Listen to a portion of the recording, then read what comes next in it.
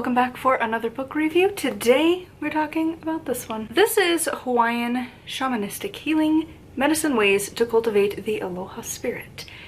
Probably the only words I vaguely know how to pronounce from this book. For you see, once we even get to the author name, I don't know how to pronounce things because I don't know Hawaiian.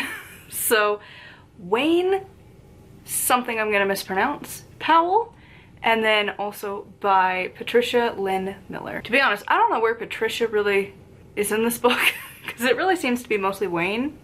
So I don't know. Obvious warning. Hello, hi, have you seen me? Hi. I don't know Hawaiian culture really at all. I don't know much about the Pacific Islands and the cultures there. I've read a little bit, but I'm gonna be real, I don't know much about it, and the things I do know, I don't know that this is completely it either. So I just want to put that out right off the bat. Hawaii is not my thing. Like, I don't have like that deep desire to like go travel there. Like, it looks pretty. I like the idea of like the year-round temperature, but also like your spiders get pretty intense from what I've seen online.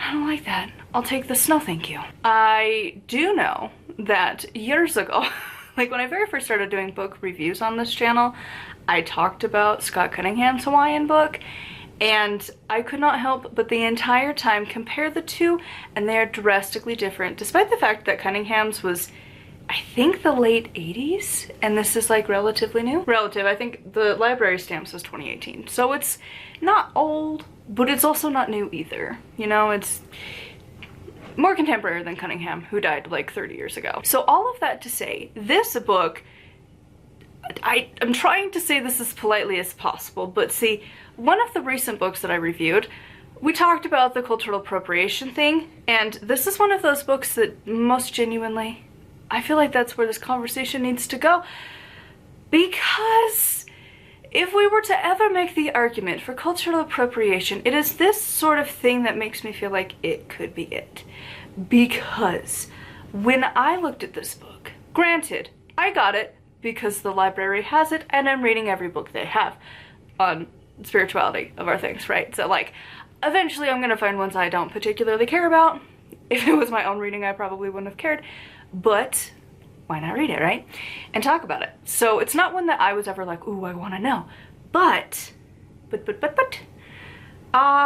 when I went to this from Llewellyn, I was expecting not what's in here, which I realize I'm doing a very like piss poor job of explaining. But basically, when I think of Hawaiian culture, I'm thinking of the Cunningham book. I think it was called like Hawaiian Magic. Again, I'm pretty sure I reviewed it like 3-4 years ago at this point. Like, it was one of the first ones because I've had it forever. That one though, that's what I thought this was gonna be. And with that kind of a Hawaiian name in there, I was really anticipating that we were gonna actually talk about Hawaiian culture, but it's not. But again, I'm not Hawaiian. I really don't know anyone from Hawaii who's native there, who grew up there, who's lived there forever, much like I can tell you Utah culture, really, really good for that. Right here, yep, know that one. I don't know Hawaiian at all. But I remember Cunningham's book, and I don't remember all the details. As with most of my books, I read them a lot. I've never had a good memory at that. That's why I take notes. And then I can kind of jog the brain of like, oh yeah, that thing, yeah. But I will say, I do remember that, you know, Hawaiian deities exist. And there's like specific things that are specific to Hawaii. To the various islands that make up modern day Hawaii, there are specific things that are very pagan in origin. This is not that at all. This is, to be the most woke ever, this is the colonized, aka Christianized Hawaii. Now, is that how actual Hawaii is now? I don't know. I'm not Hawaiian. I don't know. It's really hard to be like, who speaketh for the Hawaiian people for this one? I don't know. I do know Cunningham, 30 years, 40 probably years ago, because, you know, he died like over 30 years ago. But like, when he was doing that, he had to dive really deep. And that's one of his things, is that Cunningham knew how to go and find the information. This book doesn't feel like it did that. This feels very Christian Hawaiian, New Age, to put it the most broad and yet specific you can get from this book. So let us just go into some of the review specific-y stuff. I gave it a 3. It's a bad 3. It is rare for me to feel cultural appropriation. It is so rare. Normally I argue against it. I just watched a video not too long ago that really exemplified my thought process, which is basically that it was like talking about like the main ancestor, like we all eventually really living on Earth at one point, not that far in the past, like I think it was like 2,000 or 3,000 years ago, we all come from that one person. Like all of the family ties eventually go back to that person, and there's a lot of family lines that are dead. They have not proceeded through the ages of time. We all share the same persons. And it happens over and over and over again, and eventually one of us alive today will become that last remaining ancestor. Like it's a very interesting video.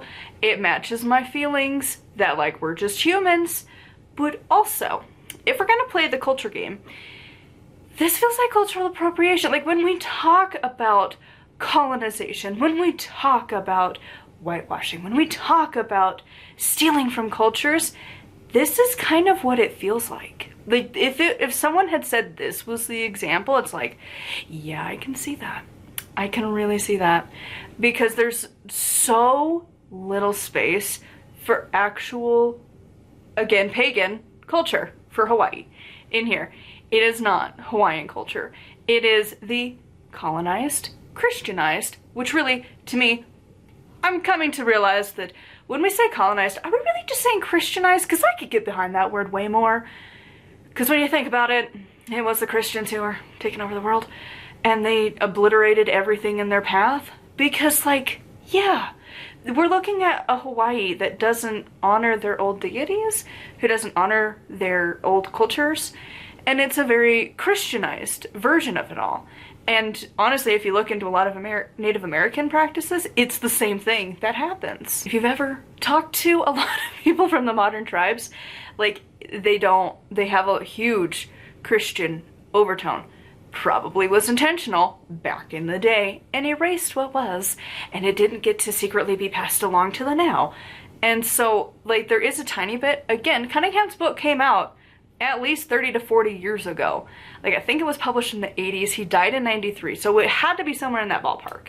And so it's like, that's not that old, but also, dude, it existed before he wrote this, where he's like, it's really hard to find information. I'm like, but literally, Cunningham did it. He did it before the age of the internet. Like, he got a lot of information.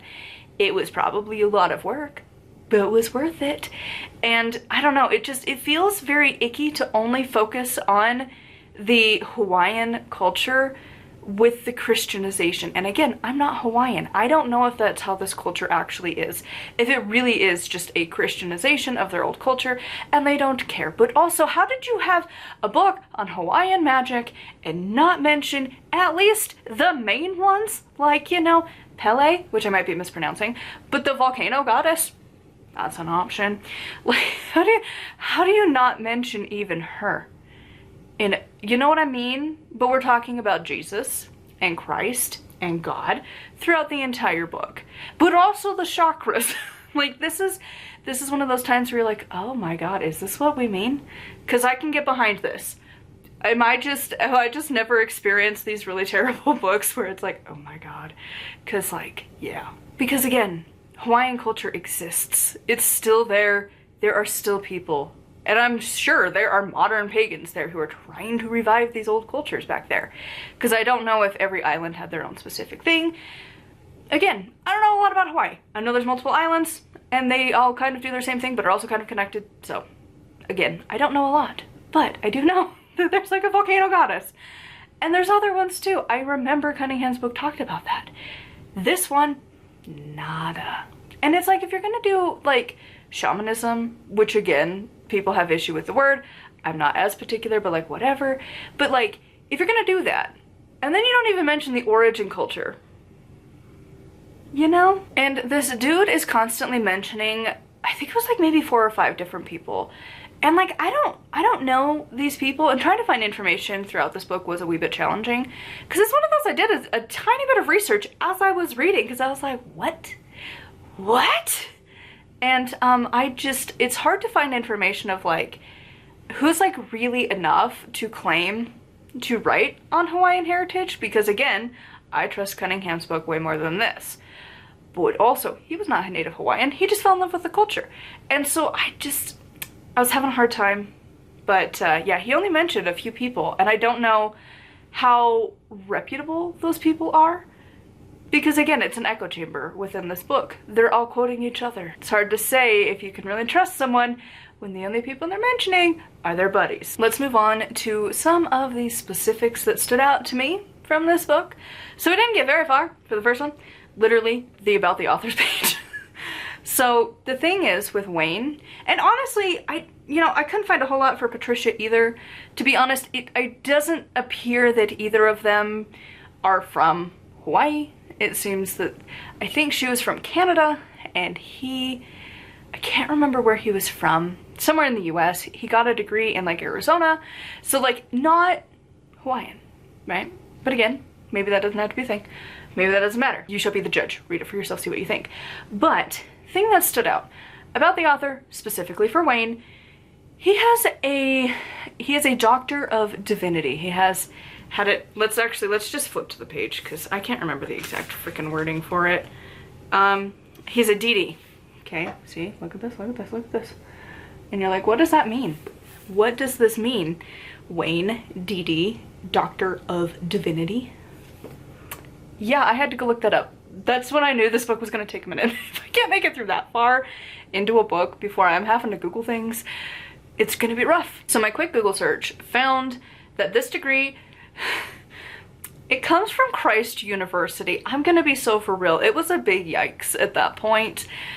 I'm just, I get that Llewellyn tries to be a little broad in their authors, but like also, I am not coming for your books to find Christian stuff. There is a literal chain of bookstores in Utah just for Christian books.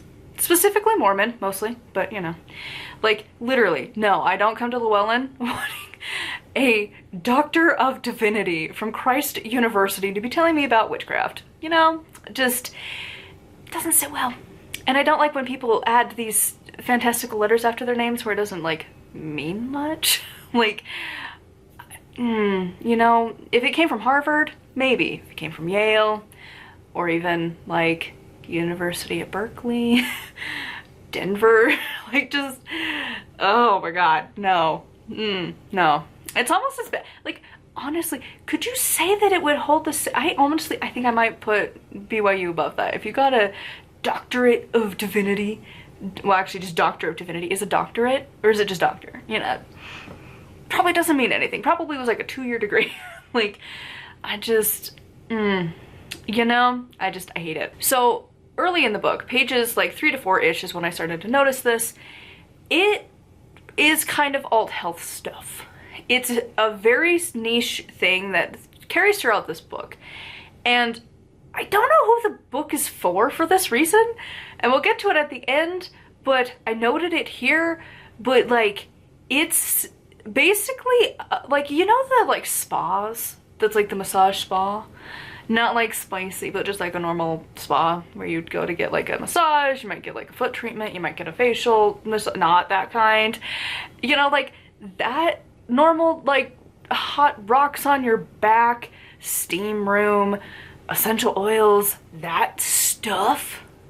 That's what this book is about, which is really weird because it's like, it has a foot bath blessing with oils, truth dialogue, spinal alignment, digestive system rebalancing, breath medicine, and massage, mixed with my favorite, the grace of God. Yeah, that's this book. So, yeah. Yep. So then, the next one. On page 57, this is just one of those where I know it's my black and white thinking, but like, oh my God. All things mean only what they mean to you. The skeptic within me hates this line because like, it's basically talking about like energy laws and stuff, and it's like, all the things mean only what they mean to you. And it's like, that's not how that works at all. Like, I can fully believe that eating ice will fix my iron deficiency because that's what your body craves when you're low on iron. In fact, will not fix it. And also, if you tell yourself that things only have meaning and they only have the meaning that you assign them, that doesn't work great when you start to expand outside of more philosophical conversations, you know? It's like, if you think about bad people, what they believe, you know? It's like, you know what? You can actually be wrong. You can be really wrong. Have you seen the world? Have you read a history book? No. And I realize that's not where they meant. They're meaning very fluffy levels of philosophical, but like, no. All right, continuing along, because it's already wanting to overheat. On page 59, when this one, oh my God, I forgot about this one. When Christianity was adopted into Hawaiian culture, their prayers began to change form. The complex protocols and ceremonies of the past were simplified, and many Hawaiian healers incorporated Bible verses and prayers to Jesus in their practice. Yeah, no. So like, that is the most privileged way ever, is the only word I can really use here, to say that it wasn't adopted. And like, that does really taint the word of adoption, you know, as a mom one day who potentially could have her kids through adoption rather than through surrogacy, because holy shit, that's expensive. Like, you're making that word bad. You're making that word really bad, because it wasn't a choice, you know? Like, adoption, that's not how that worked at all. Hawaii was taken over. It was forced. It was not a choice. It was not like this beautiful, like, oh my God, they were adopted. It was brutally forced that you had to do that. That's, again, history. History books. They're a great thing. You should get them. You should read them.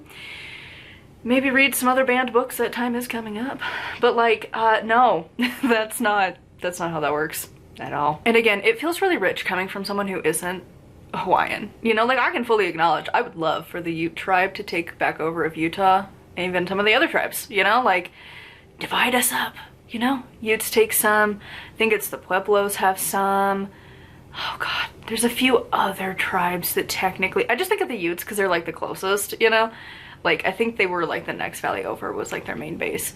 But like, seriously, just take us. Navajo, they're another one. They're more southern Utah, I think. But still, like, I'd be down for that, you know? But like, it feels weird when a white dude is saying, like, of course my religion that my people used to conquer the entire freaking globe, you just adopted it. You were definitely not forced to do it, and threat of death and violence. Oh no, it was an adoption, you know, just, and we had to change things just because, not forced through, again, violence. Because of course not. Okay, so again, just the general vibe on page 114. The spine represents our vertical connection to source. And I'm gonna mispronounce this word, just so we're clear, because again, I don't speak Hawaiian. Kealohi? Yep, butchering words. Calls this area the highway of Christ energy. Yup, that's the vibe of this book. The next one is on page 164. Sherman was taught that the crown chakra, the top of the head, is the mouth of God, where we can invite the holy, and again, this is a Hawaiian word. They're always italicized in this book. It's ha, like H-A. Yep. Breath to enter and flow through our heart and out our hands onto the one before us on the massage altar. This is where it was really starting to feel like cultural appropriation, because like, there was no discussion on the fact that the chakras are more of a Hindu-based belief system, mostly. Again, there's some others within Asian cultures in particular that tend to have that very similar, maybe not exact. Typically the way we view the chakras comes from the Hindu, but like, no mention. No mention at all. You know, it's just, it was a rough book to get through. And then towards the end of the book, there's like a whole section of just prayers that are all Christian, if we're being honest. It's Christian. And then this was like the core gist of the entire book, and it's like, oh, here we go. Page 236. While developing my healing practice, I was studying both A Course of Miracles and, again, with words I cannot pronounce, kahuna science? I don't know if I said that right. but still. So you're studying Hawaiian stuff a little bit, and then you're studying A Course of Miracles. And if you don't know what that is, it's basically New Age Christian. The love and light, the energy Christians. Like, it's a really weird mix. Like, to be honest, if there was ever a group to really be like the classification of cultural appropriation, I think it's them. You know, the more I look into them, the more I encounter them briefly, it's like, so you're just taking from other things, changing it to fit into your narrative. No actual reference to where it comes from. Yeah, maybe they're in fact not talking about most of us witches, and they're just talking about these ones, but they're so loud that you get like on a, like, it sets you on a soapbox because the other ones are so bad. You know, that was the feeling from this book. And again, is it always true? I don't know. I'm not Hawaiian. Maybe most Hawaiian culture is now completely converted into Christianity, but to be honest, if I'm picking up a book on shamanistic Hawaiian stuff, I want it to be the pagan version. I do not want some Christian dude coming over and adapting things from Hawaiian culture and life to fit into a Christian-based narrative. I don't like it at all. Gives the biggest ick. And again, maybe Hawaii is very Christianized now, but again, when you pick up a Llewellyn book, like, I would never imagine picking up like Icelandic shamanistic healing and then them telling me about a Christianized version of it, you know? Like, if I don't see Loki, all right, the camera is overheated multiple times now, so I'm just gonna end it. I didn't even get to go on my rant because it's gonna freak out and I just want to be done with this video. So basically, this is not what I was anticipating this book to be. I was heavily disappointed by it. I really think that this book is only good if you are already a New Age Christian sort of person and you're wanting just a sprinkle of some Hawaiian stuff on top. That tends to be, I think, who the audience is supposed to be for this book. If you are wanting legitimate, like, pagan practices from Hawaii, from their old culture before Christianity decided to obliterate it, what little bits we have left, Cunningham's book, go get that one. It's old. It's probably dated. I haven't read it for a few years. I think I would dive a little deeper into it if I reread it now. But, like, listen, I know it was better than this. So anyways, that is going to be it for this rambly video. Again, I don't know Hawaiian culture. I don't know if it is more heavily Christianized or not, but I do know that Scott Cunningham, again, 30-40 years ago, did in fact find a pagan path in Hawaiian culture. Of the old Hawaiian culture. It still exists. There is so little mention of it in this book, it's not even funny. So I'm really struggling to think that this isn't just some kind of level of cultural appropriation, levels of just taking a culture and finagling it into your own thing. And I'm sure he's gonna have a wackadoo following who does not approve of this video. I'm sure. I have that a lot with books that are more niched down. Usually just straight up witchcraft books. We don't care. We do our own things. We're a very decentralized group. But if you like it, that's fine. That's great. If you find Christian stuff good for you, that's great. I'm glad you found something that works. Not for me. Not for my pagan heart. My pagan heart is heavily disappointed today going through this book. So anyways, thank you for coming along. Thank you to my Patreon peeps if you want to support me and get access to a bunch of stuff.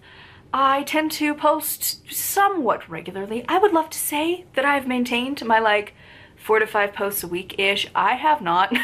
Like, listen, I'm just recording the audiobook just to get it done so I can freaking hit publish on mine.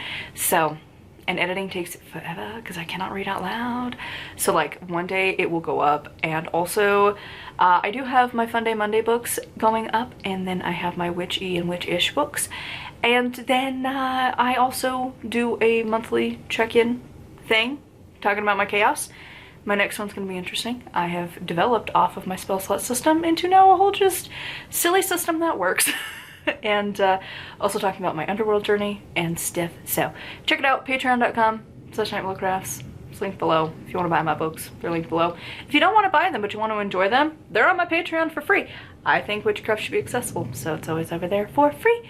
You can listen to me read my own books, which is surprisingly challenging. I picked those words and I still can't say them out loud. So anyways, thank you. And till next time, blessed be.